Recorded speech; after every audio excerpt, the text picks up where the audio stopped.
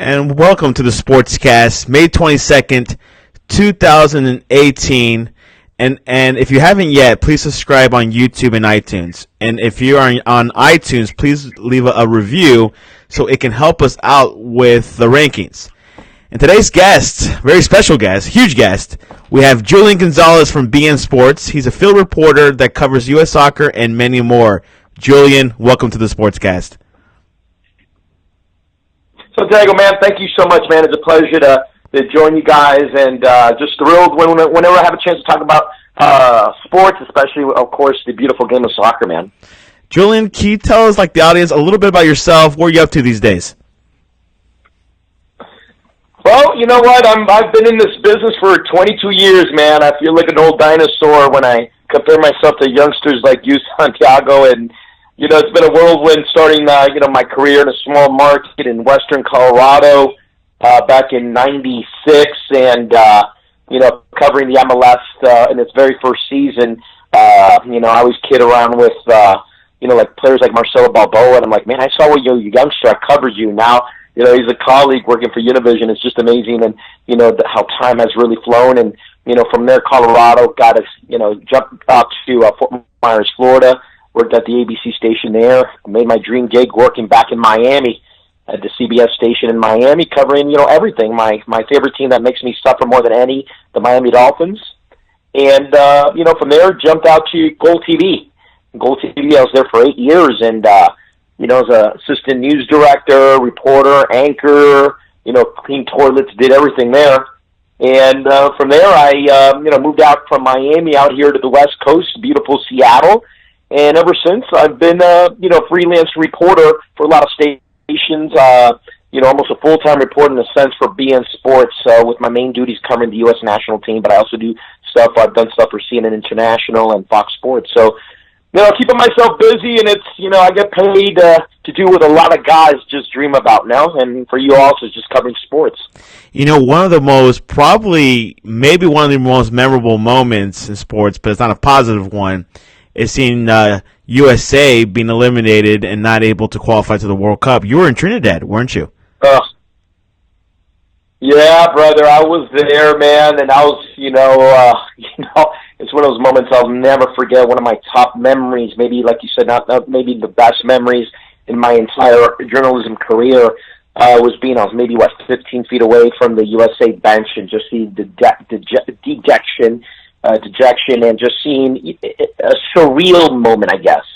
One of those moments that you'll always remember where you were, what you were doing when it happened. I was a sideline reporter for that game, and it's, I was reading something recently, Kristen Pulisic, and he's the one person that really, comes to mind when I think about that game. Not from over his amazing goal, but it's just the dejection.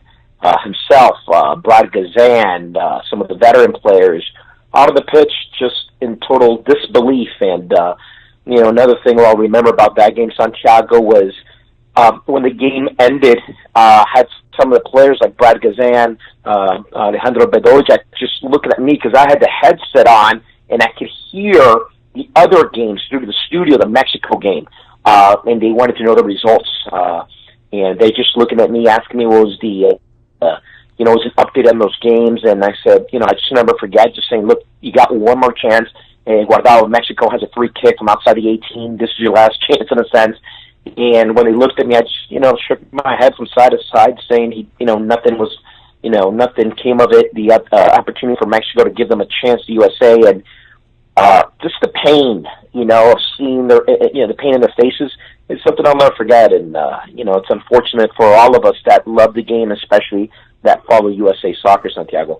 Was it, before the game, did you have a hunch feeling that things might not go our way? I mean, the team was going through a lot, through the past year. I know that Jurgen Klinsmann got fired in 2016, but when Bruce Arena came in, obviously he has to come back and get everything going. But did you have a hunch, we might not make it?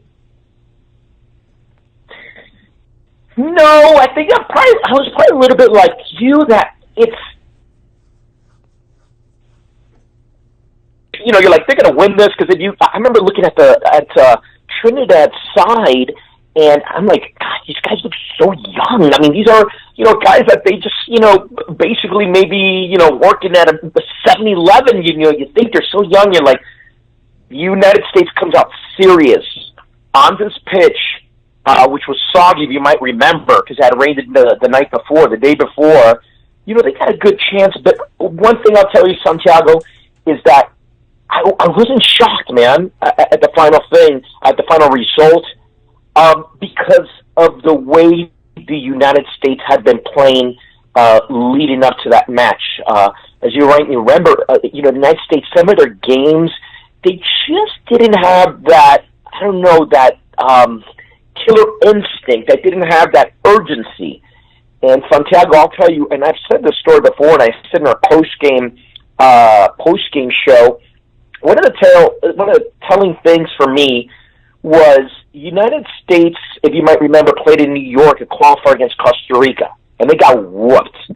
The following game, 2 days later, fly out to, I believe it was Honduras, and I had a one-on-one with Michael Bradley, and we're in the team hotel, and ask him a question, generic question about the team, and I said, my next question to Michael was, Michael, after what happened in Costa Rica, where the team seemed like it didn't have a sense of urgency, it didn't have energy in that game.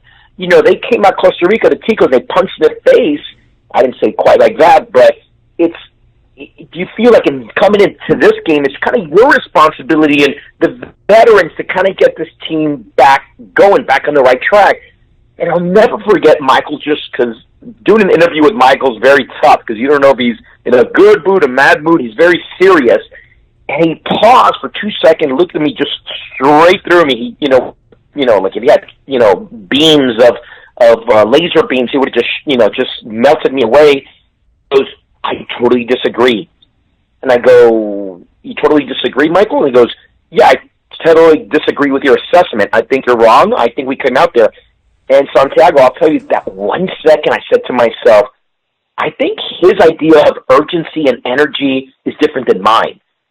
Because if I think of players like one of my colleagues that I work with, Christopher Sullivan, you think of the teams with, Tab Ramos, you think of Eric Winalda, even Alexis Lalas, those guys played with a chip on their shoulder. And there's one thing I always said about this team in the hexagonal stage of the qualifiers, is they never played with that. They never played with urgency, like saying, you know what, we're going to grab these guys by the throat, we're going to step on it, we're going to squeeze it, and we're going to, go for the jugular in a sense to win this game. And I'll tell you, Santiago, I know it's a long explanation what I just told you. That is why I believe that I wasn't too surprised that they failed to qualify, because you never saw that sense of urgency in them throughout the final stage of qualifying. Yeah, I mean, it was shaky, and I kind of, saw the U.S. team going through a transition phase out of the Landon Donovan days, and obviously, we're using Clint Dempsey, for these past couple of years, but it feels like we're going to a new phase. And do you think the CONCACAF has gotten better? Oh yeah, man, I absolutely. I just did an interview last week with radio stations from Panama. Their big concern is the health of Roman Torres, who plays here for the Sounders, and we were talking in general terms of, they asked him basically the same thing you did, and I saw it from an outsider. I told him, look, as a gringo reporter, in a sense, I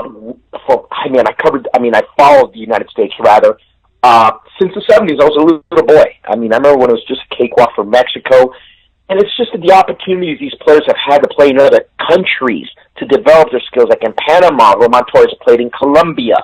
Some of these players have played in Europe. And I think it's good for everybody. And in a sense, I think it's good for the United States. I know it's weird for me to say, Santiago. It's crazy to say. In a way, I'm glad the United States, in a sense, didn't qualify for the World Cup. And what I mean by that is that everybody around them has gotten so good. And we always relied on some of those older players, with Michael Bradley, Josie, Tim Howard. And by having this chance to kind of recharge themselves, now they're giving some of the young players an opportunity to play. And that's what you see now in the CONCACAF. Some young players that are getting an opportunity, whether you play for Honduras, Guatemala, El Salvador, playing here in the MLS and getting this opportunity. And at the end of the day, it's better for the United States. Yeah, I agree. And I think like the MLS has helped out the CONCACAF. I think they're kind of not been awarded that. Okay, MLS, wow, you're doing great for the region, but it's also good for us. I mean, I like competition. It really helps us, makes us stronger. Who do you think should be like the next U.S. coach? Boy, that's a loaded one. You know what? I'll tell you what. I'm getting a little inside. I won't name names, but the former players that I talked to, former players, I won't mention names like Christopher Sullivan, who I'm very close to. Some other players, they all believe, and I believe, Tab Ramos should be the new head coach. But with that said, I mean, there's so many, I think, other USA coaches, American coaches that should be given an opportunity. You know, I'm very fond of Jason Christ. I'm very fond of, Caleb Porter. And not to mention, out in Sporting KC, I can't believe it just skipped my mind. Vermees? I was just talking about him the other day. Vermees, yeah. Vermees, I think he's a splendid coach. But I'll tell you what, Santiago? Will the new U.S. soccer, led by Carlos Cordero, will they accept having an American coach where we've seen before where USA, even fans get enamored with foreign entities, foreign players, foreign coaches. So for me, Tab Ramos, because we've all seen what he's done with the youth teams. I mean, that's just, my opinion is over me, who I totally love. I think he's a splendid young coach, quote unquote. Yeah, and with Tab Ramos turned down the interim position recently, back in January or back in last year in November, because he wanted to be the coach. He didn't want to have that interim tag, which I'm glad he turned it down because, you want to be head coach. Right. Yeah. Correct. Why have that kind of, you don't know who's going to take over U.S. soccer at that point and all that stuff. Everything's going to change. Dave Saracen will be, he's just, the caretaker right now, U.S. soccer. After the World Cup, everything's settled down. That's when U.S. soccer really focus on, and then you throw your hat in the ring, and I'm sure, Tab obviously would be on the top of the list for U.S. soccer, man. And because of that Trinidad game, there was so much interest of, there were 8 candidates for the U.S. soccer president position. And, you saw Winalda, you saw Carl Martino, you saw some lawyers and some business people. But U.S. soccer, they voted it from within. They picked someone from within, Carlos Cordero, which it's kind of iffy because he is from within, but he's also an outsider. But Kathy Carter was more from the inside, I kind of thought. But U.S. soccer, the voters didn't want to go for the reformers. Were you surprised? No. I think, you know what? I think there's skepticism. And let's say Carlos Cordero. Even Kathy works for Zoom. But if you look at Carlos Cordero, he was in a way Studio Galati's, that's his guy. That's his boy. He was the one, he paraded Carlos around the vote getters, the people involved with making the decisions at U.S. Soccer, the board members. So I was not shocked at all. When I saw guys like Carl Martino, Eric Winalda, even here from Seattle, Hope Solo getting into the mix, I'm like, they don't have any chance. I think the good thing that Carlos did is, or U.S. soccer in general, is that they're kind of dividing everything up, whereas Sunil kind of was the Don of everything and, the hiring everything. I think in a way it's good to kind of separate powers and get somebody that knows soccer, in charge of everything, of the soccer side or the playing the sports side of it. For me, I'll be honest with you, I like Jurgen Klinsmann. And, that's, one guy that Sunil really liked.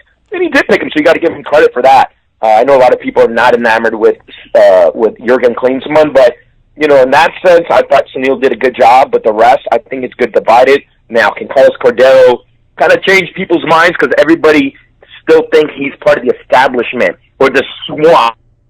They put it, in today's terms, he's part of the swarm. We're just going to have to wait and see, brother, because it is going to be interesting. Yeah, and he's focused on the World Cup 2026.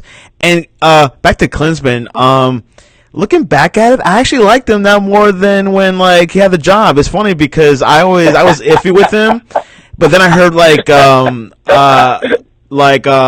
what's his phrase from Stoke City, Jeff Cameron. He was saying that Jeff Cameron would push the players to play, and once Bruce Arena got back into the helm, everyone kind of laxed out, So, and he encouraged players to play in Europe. Yes, I know it'd be great to support MLS, but Europe is still at the highest level, and that's where you're able to push yourself harder.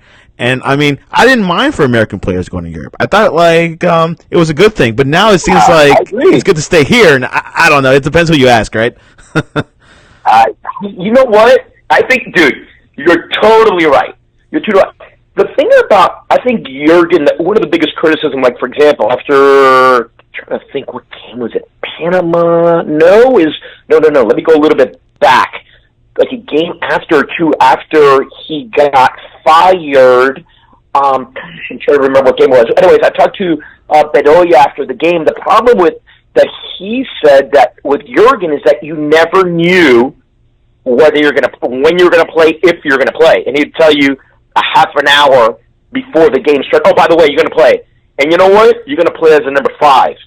Well, let me take I guess the U.S. we say 6, but a 5 in South America holding defensive mid, and he goes, it was just some players didn't like that. He just never knew where you're going to play or not, And I thought, for me, what's wrong with that? Keeps you on your toes. So, in a way, I really agreed with Jeff Cameron, and you could see it. One thing I will tell you, Santiago, the final 2 games for the United States, especially the game against Trinidad, I'll tell you what, Jeff is a very accessible guy. I mean, he'll talk, he has great sound bites. He's very outspoken, as you know, and you just saw his face, and I looked at his face the game against Trinidad, maybe 2 days before the game of practice, and I go, he'd say, hey, Jeff, got a second?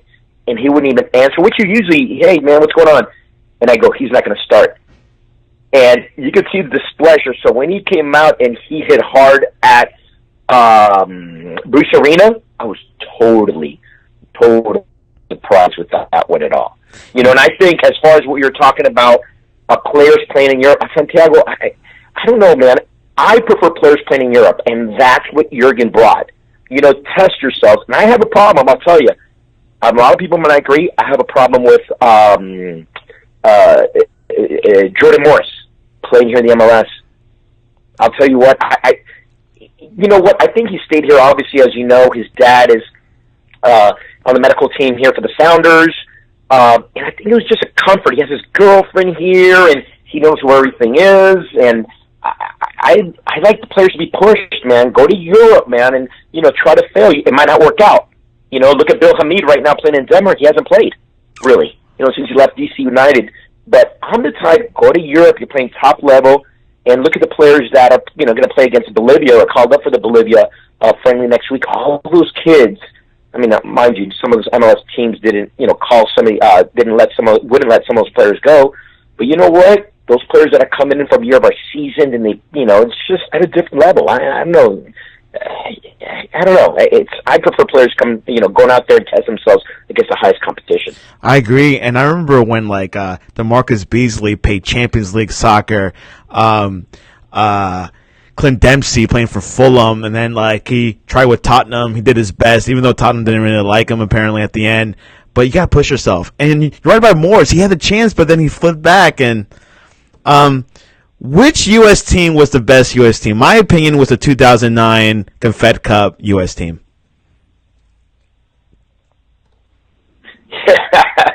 Yeah, you know what? I would probably say I'd agree with you. And I think, it's just a great memories. Remember, in that Confederations Cup, a lot of things, fell into place for the United States, against Egypt and stuff. And, it was a team that, really gelled and played well, the final against Brazil, even when the United States went. I don't know about you, but when they went up 2-0, I'm like, oh, I think we're going to lose. We're up too early in the game. They're still 1.5 ahead. Yeah, I'm like, dude, you're scoring too early. Hold on. And you look at, going into I think it was going into halftime. They're up 2-0, and I just said to myself, man, here comes what separates Brazil, Italy, Germany, it used to be Argentina from the rest of the world, that mental fortitude. I got this in the bag, whereas teams like the United States up 2-0, teams in South America, wherever, even Africa, Europe, when they are beating the bigger clubs or bigger nations, in the back of their mind, they're like, oh, did we score too early? Is it going to come back? So I am, you know what? I'm old, man. You're like 22, I think, Santiago. I'm 33, not too old. But well, then, you know what? I'm going to go with the old school teams. The 94 team, 93 team. And the only reason why, and I'll tell you why, it was not a more talented team than there's right now, but it was a team that played with heart, man. A team with a chip on their shoulders, man. And going back to how we started this interview, that's what the current team lacked. And I just love those teams. If anything, showed some fight. And that's what we don't see from the current teams. Yeah, back then, like, I know it was like mid-90s after the World Cup, when like the MLS came, was that something you were like, wow, this is really happening? I mean, I know like the NASL existed like about 10 years prior, but I mean, I remember that first opening day. That was so exciting. It was like the World Cup coming back again. Right? Yeah, no, I still remember, again, like I mentioned, I started my career in western Colorado, and I drove across the Rocky Mountains just to my dumb little camcorder. The station, the sports director didn't care about soccer. I'm like, I don't care, so I went over, just to cover the Rapids back then. I was excited, but I mean, I still remember back in those days, that you're like, how is this sport going to grow? I mean, if you remember, Santiago, those guys weren't getting paid anything. Some of those guys were making $16,000 a year, and I know a few players that would bunk together in a one-bedroom apartment, like 4 or 5 players, all sharing rooms because they didn't have money. I'm like, wow, I don't know if this team's good. I mean, this league is gonna, grow to where it is now. It's just amazing. And, I was a big fan of the Miami Fusion. That's still my favorite MLS team, with the teams with, Carlos Valderrama and stuff that, even, Chris Henderson, who's the sporting director here for the Sounders, who I spoke to 2 weeks ago, and I told him, man, you should go back to Miami once Beckham brings a team. Man, I loved my time, but wasn't that crazy? I go, yeah, man, the MLS, what it was back then to what it is now, it's, night and day, man. I'm excited. I know a lot of people, Euro snobs, look back at the MLS, look down at the MLS now, but, if you look at some of these leagues, Santiago, like La Liga, La Serie A, what were those leagues after 20, 25 years, And the MLS, it's done an amazing job. It's interesting because it feels like we're living in a moment of growth, and we got to take a moment. We got to take advantage of this opportunity. With MLS expanding, with all these teams, do you think they eventually have to create a regulation promotion system, you think? Brother, yeah. I know a lot, as you know. I know a lot of people that were up for the presidency of the U.S. Soccer, and I believe Eric Ronaldo's one of them that said that he's in favor of that. I know the lawyer, or one of the gentlemen that owns Miami FC, that he's trying to, I think it was sue the U.S. Soccer or whatever commissioner or promotion, and has like an Italian name. Yeah. Yes.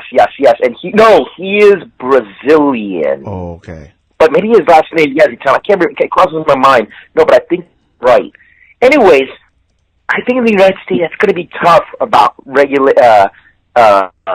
promotion and relegation, because it's Americans' ownership or millionaires are not used to that, and you're going to tell a loaner, look, if your team doesn't go good, you're going to lose millions and millions of dollars by being relegated. I don't know. I wish it would. I think as you know, man, everybody out there listening to this, promotion, relegation is the best. Look at me. I'm a huge Aston Villa supporter. And we got a game coming up this Saturday for the championship playoff final, for the third final spot for promotion. So, I'm a pins and needles for this Saturday for that game, Aston Villa Fulham in Wembley, and I think it just adds to excitement. What happened in the United States? I don't know about that. Too much money involved. I agree. I think there's a lot of bureaucracy in politics and a whole lot of business owners just to get used to it.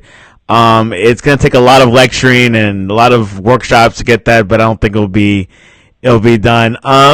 World Cup is coming up. Who are your top teams to win it?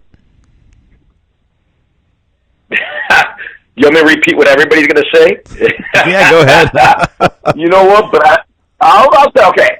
So I'm going to ask you, is Germany on your squad or teams? Yes, Germany. Okay. Like, I chose Germany and Brazil, like, as my top two, and dark horse is Spain. Oh, look at that. Yeah. No, that's a good one, a dark horse. Yeah. I think, after what happened to the disaster in Brazil, after people are, with no Iniesta, Xavi, and everything, I think people are maybe a little bit down on Spain, but I think that's a good choice, man. I'm with you. I'll go with Germany, Brazil. France, I don't know. I saw them in the game against Colombia in Paris, a game Colombia won, and I don't know, man. I know Santiago. When I think of teams like France and Spain, let's take the Spain. I'm old school. I think of those teams back where the noose would get a little bit tighter for them as in the important games, and I don't know. That scares me about those teams. You could say Belgium, I guess, but Argentina, forget about it. I mean, forget about them, at least in my opinion. The only thing that scares me about Brazil, and I'll tell you what, Santiago, I don't know what you think about it, but the loss of Dani Alves, who is going to be the captain of Brazil. Let's face for his demeanor, the way he acts and everything. For me, Neymar is not a captain. But for me, his loss, yes, Dani Alves got older, but he's the one guy that could tell Neymar in his face, dude, shut up and play. Nobody else in that team, not even the coaches, could talk to Neymar like that. And, I think that's a huge loss for him. I don't know. What do you think? Dani Alves was towards the end of his career. I mean, I think Brazil can handle, it without him. If they have Marcelo, I mean, I'm cool. But, man, they have, Gabriel Jesus. They got Neymar. They got Fabinho, Coutinho. They got a good squad. Now, obviously, left backs and right backs are become forwards, not defenders. They go back up and forth. But I think Brazil will be fine. Right. Because, they probably have some kid in the back burner that's probably as good as him. Maybe. Correct. I mean, let's face it, even some of the guys on the bench could start for, as we say, in the other teams and stuff. I look at Germany, what they did in the last Confederations Cup. A lot of those guys on the bench, could start for a lot of teams. So that's why I'm excited about those two teams. I don't know. Will you be doing anything for the World Cup, or? Yeah, I'm going to be working for a couple of networks.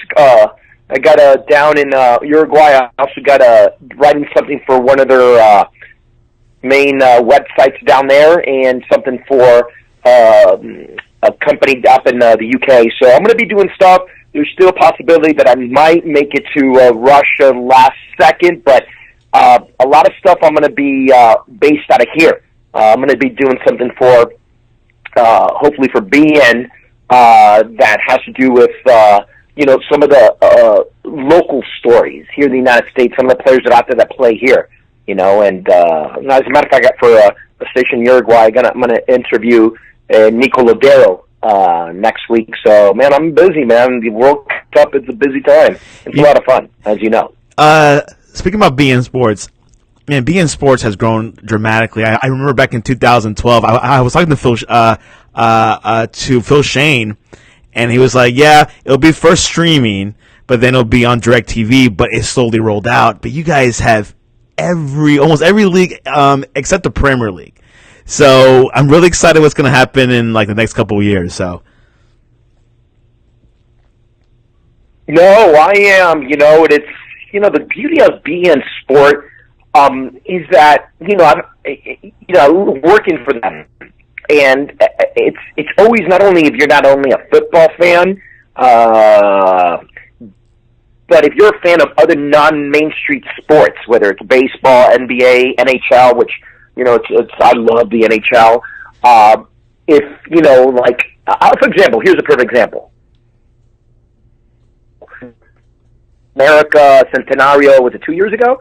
In the middle of the tournament, maybe some people don't realize, but BeIn Sport is owned by Doha, the Qatari royal family, and they called and they said, Julian, we need you to go cover Formula One in Montreal and the Canadian Grand Prix. What do you know about it? I don't know. I follow. I mean, of course I follow. Okay, we need you. We're going to fly you out to Montreal. I'm like, but I got the Centenario. They're like, no, don't worry about it. In between two of the games, we're going to fly you 1-2 days, and we're going to fly. So I flew out there, and I said, this is the beauty of BeIn Sport. Sports that if you are a true sports fan, because I think, Santiago, I don't know how you feel about it. Some people say they're on a sports fan, but what do they follow? American football, basketball, hockey, and, maybe soccer, and that's it. I don't know about you, but I'm a sports fan. And BeIn Sports, I'm not giving them a plug, but I'm just telling you the truth, is that, they cover those sports, and, the best is yet to come, because I'm always talking to them, and they always got something cooking. 1 year, was it 2-3 years ago, I was going down in Trinidad to cover one of the opening round qualifiers for the United States. They gave me a call, and they said, hey, I know you're supposed to go back to Seattle, back home in 2 days, but we need you in Houston. And I go, for what? World Weightlifting Championships. I'm like, you guys cover that? And they're like, yeah. I go, we need you out there. I'm like, I'm there. And I go, I love it. I don't know about you, Santiago, but two squirrels boxing, I'll watch it. Julian, you have an amazing job, by the way. It ain't that bad. It's like I tell my friends, I get paid to watch sports, man. What more do you want? If I have a girlfriend, I get married. Honey, you watch too much sports. Honey, this is what I get paid to. You like the Mercedes you're driving? I've got to watch this game. Yeah. Really curious what's like how Fox Sports will do the World Cup, and also Telemundo's. It'll be their first time because it's always been with ESPN and Univision. Oh man, I think they do a great job in Fox and Telemundo. I've got friends on both sides, and I think they do a great job. But it's all the reports. Once the United States got eliminated in Trinidad, the next day or even that night, the reports how the United States not making the World Cup, how much of a financial hit Fox took after winning the rights. I think it is going to be a drop off. Because you know how it is, Santiago. People you ask, hey, do you like soccer? Yeah, but every 4 years. And if the United States is playing, that magical run they had in South Africa, people that didn't care about soccer watching it.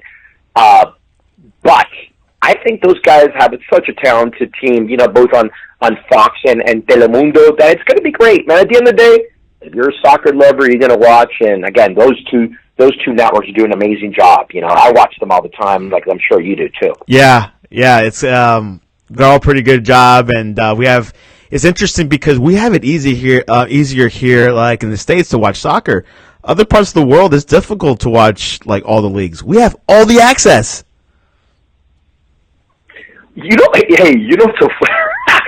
So get this.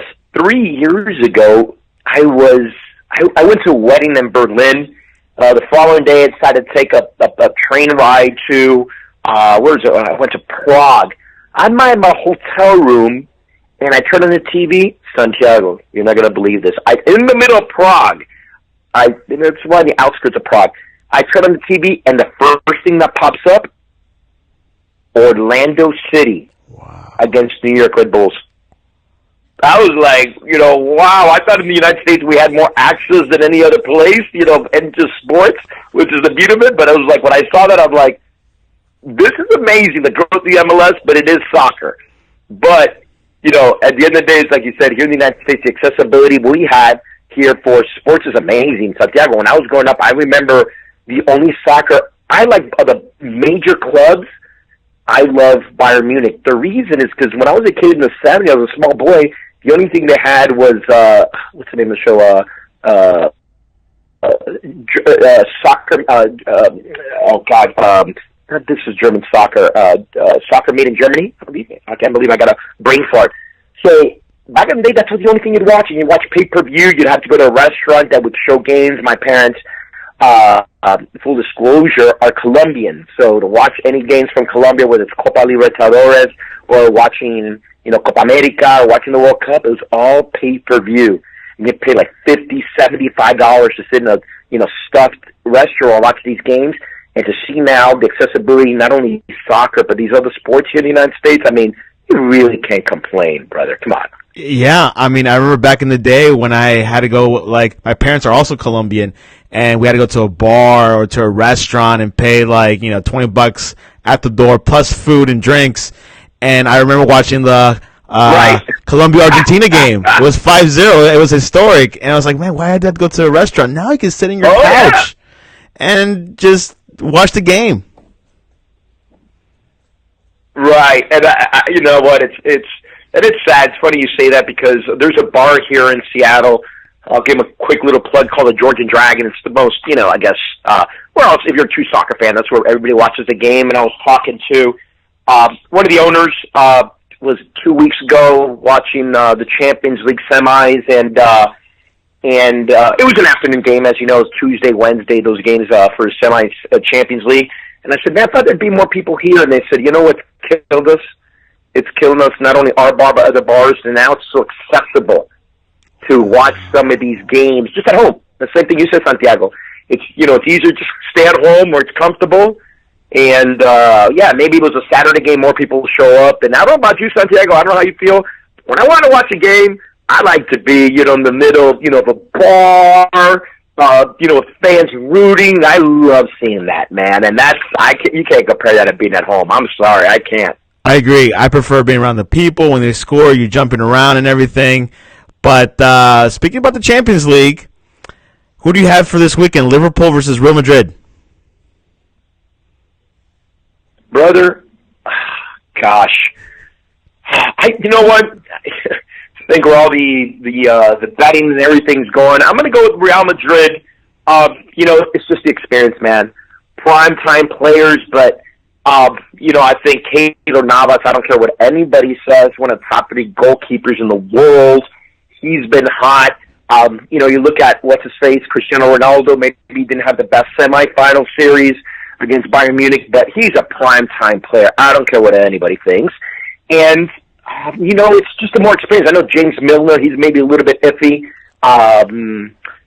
For Liverpool, Chamberlain, well, we know his situation. So I don't know, man. I'm going to go with Real Madrid in this game, maybe like a 3-1. And I guess it all plays. To me, you know what's going to be the key? It's going to be Marcelo, obviously playing on the left side against Mo Salah, who obviously plays on the right side for Liverpool, because, as we all know, Marcelo likes to attack. And he's played great this year.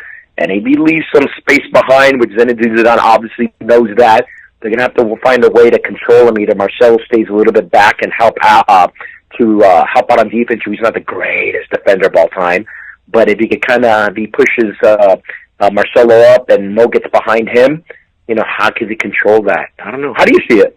I'm a Liverpool fan, so my heart says Liverpool, but my mind says Real Madrid. And you're right; they have the experience. I'm sorry, they do, but we'll see. If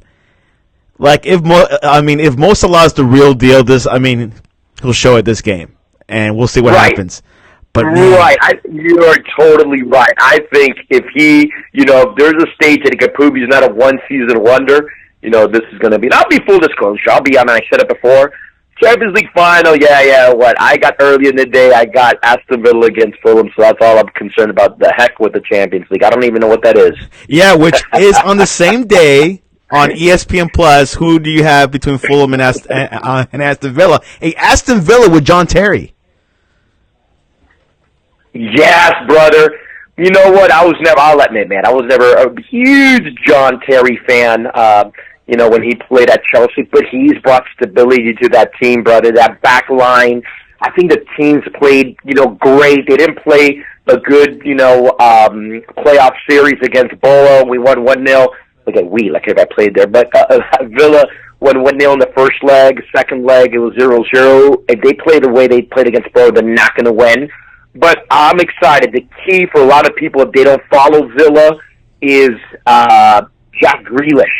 And now you haven't heard of Jack Grealish, guys, I'll tell you right now, 2022, the World Cup in Qatar, I'll tell you what, if he continues ascending, he will be on that team. He plays as a number 10, really, for England, which, he's an amazing young player.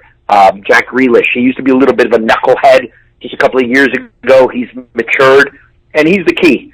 If he could get this team, rolling, and I don't think the games are too big for him, I think we got a chance. And our goalkeeper, Sam Johnson, who's, on loan for Man United, he's just been fabulous, man. So I got my fingers crossed, man. Let's see Aston Villa, man.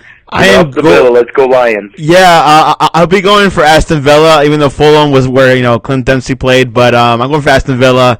And who do you have for tonight? Houston Rockets at the Warriors. Oh man.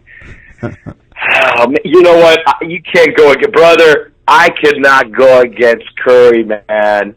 Steph Curry, he's just an amazing player. You watch the way, he had not the best of games 2 games ago, comes back, drops a couple of F-bombs to show he's back. But when players are just, like Messi, if he doesn't have a bad game, he's going to show up when the team needs him. And just like LeBron, he's going to show up. And I think being at home, and of course, if the Warriors win tonight, brother, it's over. I don't care what, I think James Harden, unfortunately, I feel for players. One thing, Santiago, I don't know about you, but I feel for players sometimes. They make, I don't feel that bad because they make more money than I'll make in my lifetime, obviously, in one season.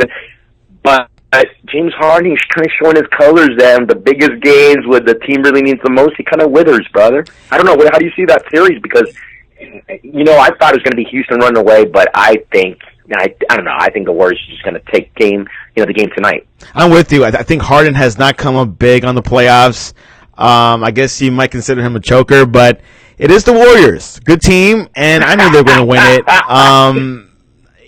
Like I was telling someone else, the Warriors laid their foundation. They got these guys from their rookie years, straight off from the draft, and they just, outlasted, this long. Obviously, adding KD is like cherry on top. But the Warriors, man, this is our Lakers of the 80s. This is like the Bulls of our 90s. This is the moment. We're living a dynasty. And we'll see what happens. Do you think Cleveland's going to win against Boston after tying up last night?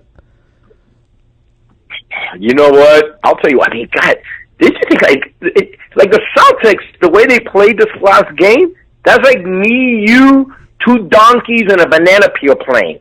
We could have beat them. They were missing dunks, layups. That was crazy, man. And I said one thing, I'll admit, full disclosure, I am a Heat fan. I am originally from Miami. And it's one of the things, seeing the maturity of LeBron when he first joined the Heat, when he just didn't have that killer instinct, and now he has it. And I'll tell you what, when they went down, 2-0 in this series, I'm like, just LeBron kind of get a second wind. And he's going to take, they're going to run away with it. And I kind of see that, I think what the Celtics need, and it, and everybody knows it. If they had Kyrie Irving, I'm like, no, Celtics are going to win it, but they don't, which is an amazing job by Brad Stevens, the job he's done, amazing coach. But I know, man, I can't go against LeBron, even though, Celtics at home, they're undefeated in these playoffs, so I don't know. It's going to be a tough one, brother. Everyone says the same thing. You can't bet against LeBron. I was going for Boston after 2 games, but one guy was saying, it was just 2 games. You could still come back and tie it up, but Cleveland seems like we'll see. I got to take it 1 game at a time. So we'll see where Boston goes in Game 5. Obviously, it's probably a must-win game for them because it's a home match. So, Julian, how can people reach you? Brother, you can go ahead I'm on there on Twitter at Julian TV Report. Also on there on whatchamacallit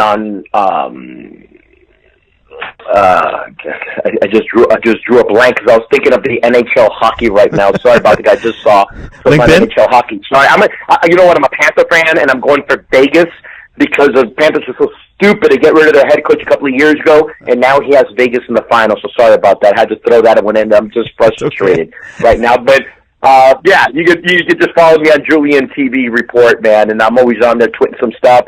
I don't tweet like a lot of other guys that every little single thing. I just, whatever's important.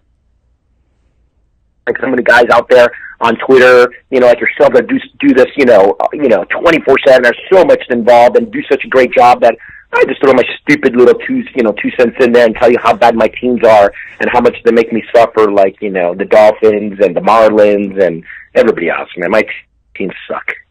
Julian, thanks for coming on to the Sports Cats. Any final words? Brother, go Golden Knights. Number 2, let's cross our fingers since the United States couldn't make it. Let's cross our fingers with Colombia. Let's not get too overconfident. I just want to say thank you so much, Santiago. Thanks for having me on. It was a pleasure. It was a lot of fun talking sports to somebody that knows as much sports as you, man. It's a lot of fun, and I hope to talk to you soon again. Julian Gonzalez, thanks for coming on to the Sportscast. All right, brother. Have a great day, man. Thanks again for having me on.